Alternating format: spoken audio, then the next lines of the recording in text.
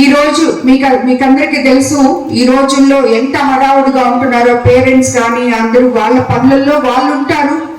ఆ పనులు వాళ్ళు చేయకపోతే వాళ్ళకి జరగదు. పిల్లలు వాళ్ళ పాటికి వాళ్ళకి స్కూల్కి వచ్చి వాళ్ళు చదువుకోవాలి. పొద్దున 9 గంటలకి స్కూల్కి వస్తే 5 గంటల వరకు స్కూల్లోనే ఉంటున్నారు విద్యార్థులు. సో ఉదయం కొంచెం సేపు లేచిన 6 నుంచి 9 గంటల వరకు, 5 నుంచి 10 గంటల వరకు నిద్రపోయే టైంలో మాత్రమే తల్లిదండ్రుల దగ్గర ఉంటున్నారు. మిగతా టైం అంతా పిల్లలు స్కూళ్ళలో గడుపుతున్నారు. సగం జీవితం వాళ్ళ కాళ్ళ మీద వాళ్ళు నిలబడే వరకు స్కూళ్ళల్లో కాలేజీల్లోనే పిల్లలు గడపగలుగుతున్నారు. అటువంటి స్కూళ్ళు కాలేజెస్ లో ఉన్న టీచర్స్ అధ్యాపకులు ప్రతి బిడ్డ తన బిడ్డ అనుకొని వాళ్ళకి పాఠాలు ఒక్కటే కాకుండా మారల్ వాల్యూస్ అన్ని కలగలిపి వాళ్ళని తీర్చిదిద్దడమే ఉపాధ్యాయుల బాధ్యత.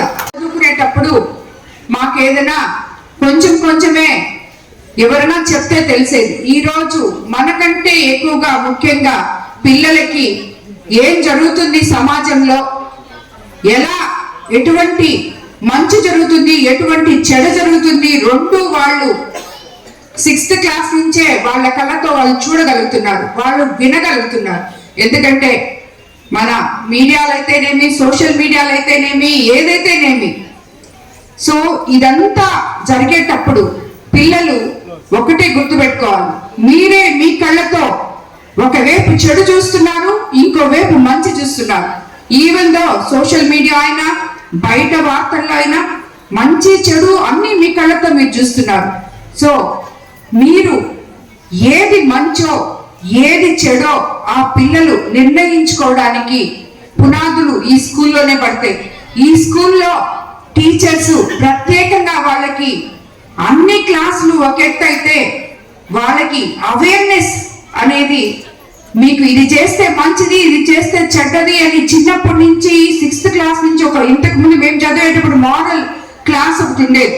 అటువంటి మోరల్ వాల్యూస్ తో కూడిన క్లాస్ ఒకటి చెప్పి ఒక టీచర్ వాళ్ళకి ఇది చేయకూడదమ్మా, ఇది చెయ్యొచ్చు అని చెప్పి వాళ్ళకి చెప్తే ఆ పిల్లలు రేపు మన భావి భారత ఉత్తమ పౌరులుగా తీర్చిదిద్దబడతారని చెప్పి నేను అనుకుంటున్నాను.